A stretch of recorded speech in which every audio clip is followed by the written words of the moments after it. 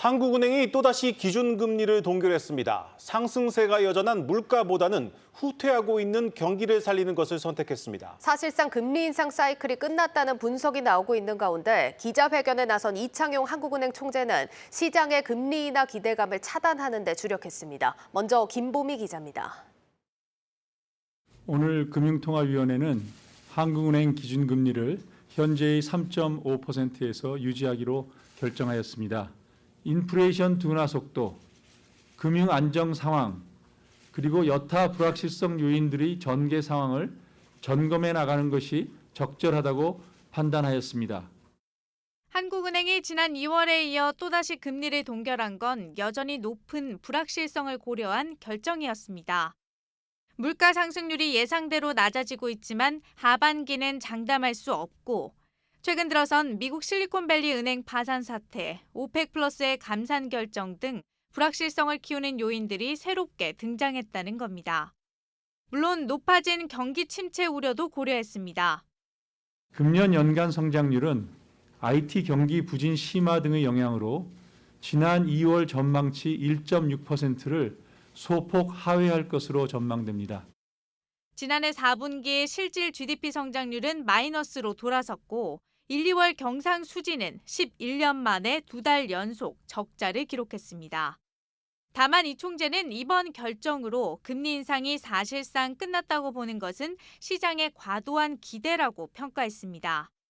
그러면서 금융시장이 선제적으로 반응하는 데 대해 정상적이지 않다고 경고했습니다. 실제로 오늘 회의에서는 금통위원 6명 중 5명이 최종 금리 수준을 3.75%로 보고 추가 인상 가능성을 지속해서 열어놔야 한다는 의견을 냈습니다. 이제 시장의 관심은 다음 달 있을 미국 연준의 FOMC로 넘어갔습니다. 예상대로 베이비 스텝을 밟는다면 한미 금리 격차는 1.75%포인트, 역대 최대치로 벌어질 터. 이 총재는 환율 변동성이 커질 경우 금리뿐만 아니라 여러 정책을 통해서 대응할 것이라고 강조했습니다. 한국경제TV 김보미입니다. 한국은행의 이번 통화정책 결정 좀 더 자세히 분석해 보겠습니다. 경제부 서영교 기자 나왔습니다. 서 기자, 이창용 총재는 추가 인상할 수 있다 이런 가능성도 내비쳤지만 이제 시장에서는 금리 인상 사이클이 끝났다 이렇게 판단하고 있는 것 같습니다. 네, 시장에서는 그렇게 보고 있습니다. 실제로 국고채 1년물 금리가 오늘 기준 3.28%로 지금 기준금리 3.5%보다 낮은 수준에 형성돼 있는데요. 이렇게 시장이 금리 인상 종결론을 외치는 이유는 크게 세 가지로 풀이되고 있습니다. 먼저 물가 상승률이 정점을 찍고 내리막을 걷고 있다는 점인데요. 소비자 물가 상승률이 1월 5.2%에서 2월 4.8%, 3월 4.2%로 낮아지는 추세를 보이고 있습니다. 이창용 총재도 물가 상승률이 2분기에 3%대에 진입하고 연말에는 3%대 초반까지 내려갈 것이라고 전망했는데요. 반면 경기 침체에 대한 압박은 커지고 있습니다. 오늘 나온 통화정책 방향 결정문에도 미국 실리콘밸리 은행 파산으로 주요국에서 금융부문의 리스크가 증대되면서 경기 하방 위험이 커졌다라는 내용이 담겼습니다. 여기에 미 연준의 긴축 스탠스도 완화되고 있어서 한국은행이 무리하게 금리 인상을 추진할 이유가 없다는 것이 전문가들의 분석입니다. 이게 2분기 물가 상승률이 3%대면 괜찮다 이런 얘기로 들리기도 하는데 연말에 3%대 초반까지 내려온다고 하더라도 한은이 제시하는 목표치 2%보다는 높은 상황입니다. 네. 그럼에도 불구하고 금리를 동결했다. 그만큼 경기 침체 우려가 더 크다라는 얘기겠죠. 네, 그렇습니다. 실제로 우리나라 실질 GDP 성장률이 이미 지난해 4분기에 마이너스로 돌아섰는데요. 예. 오늘 이창용 총재는 1분기 성장률이 소폭 플러스 전환에 그칠 것이라고 전망했습니다. 최근 주요 외국계 IB들이 올해 우리나라 성장률을 1%대 이하로 낮춰잡고 있는데요. 8개 IB의 올해 한국 성장률 전망치는 평균 1.1%에 불과합니다. 한국은행과 기획재정부의 전망치인 1.6%보다 0.5%포인트 낮은 수준입니다. 오늘 이창용 총재도 지난 2월에 제시했던 전망치인 1.6%를 소폭 하회할 것 같다라고 보수적인 입장을 보였습니다. 한국은행은 중국 리오프닝과 IT 경기 회복에 힘입어 하반기에는 경기가 조금 반등할 것이라고 전망하고 있지만 이마저도 쉽지 않다는 목소리가 커지고 있습니다. 중국 리오프닝 효과가 기대했던 것보다 작을 것이라는 이유인데요. 전문가 분석 직접 들어보시겠습니다. 여러 가지 부양도가 있지만 중국의 고용시장 자체가 워낙 지금 안 좋은 상황들이기 때문에 리오프닝 효과를 좀 제한할 수 있다라고 좀 보고 있고요. 수출이 좀 좋아져야 되는데 좀 뭐 미중 갈등 문제라든지 뭐 이런 것들 때문에 수출 경기 자체가 돌아서는데 조금은 좀 시간이 걸릴 수밖에 없다라는 부분도 전반적으로 기대했던 것보다는 사실은 좀 효과 자체가 좀 적을 수 있는. 예, 그리고 이창용 총재도 기존 전망보다 경기가 안 좋을 수 있다 이렇게 인정을 한 건데 금리 인상에 따른 후폭풍은 이미 경제 전반에 걸쳐서 나타나고 있지 않습니까? 네, 그렇습니다. 금융권의 약한 고리로 꼽히는 부동산 PF 대출 연체율이 이미 지난해부터 계속 연일 고공행진하고 있는데요. 예. 2021년 말 0.37%였던 금융권의 부동산 PF 대출 연체율이 지난해 말 1.19%로 0.82%포인트 증가했습니다. 금융당국이 부동산 PF 사업장을 전수조사하고 집중 관리하고 있다고는 하지만 시장에선 불안감이 여전한데요. 여기에 더해 국내 은행의 원화대출 연체율도 지난해 6월 0.2%에서 지난 1월 말 기준 0.31%까지 올랐습니다.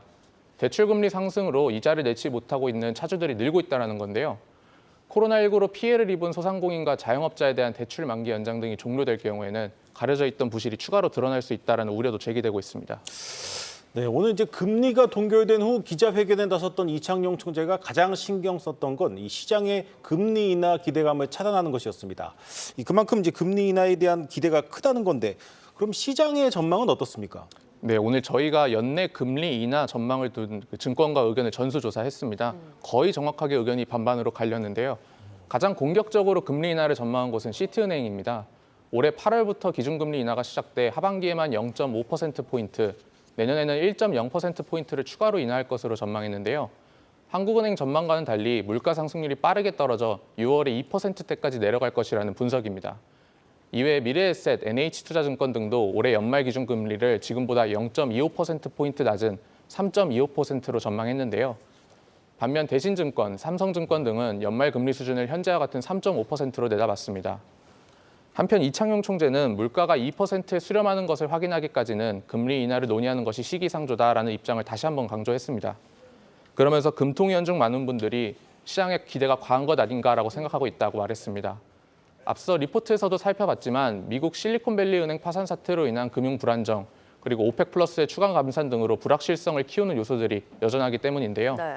실제로 지난 2월과 동일하게 금통위원 6명 가운데 5명이 당분간 최종금리 수준을 3.75%로 가져갈 가능성을 열어둬야 한다라는 의견을 내비치기도 했습니다. 워낙 이제 변수가 많은 시점이라서 시장의 전망도 좀 극명하게 엇갈리는 것 같습니다. 자, 이 한미 간 금리 격차 얘기도 한번 살펴볼 필요가 있겠습니다. 만약 5월 FOMC에서 미국 연준이 금리 인상을 한다면 이 격차는 더 벌어지는 것 아니겠습니까?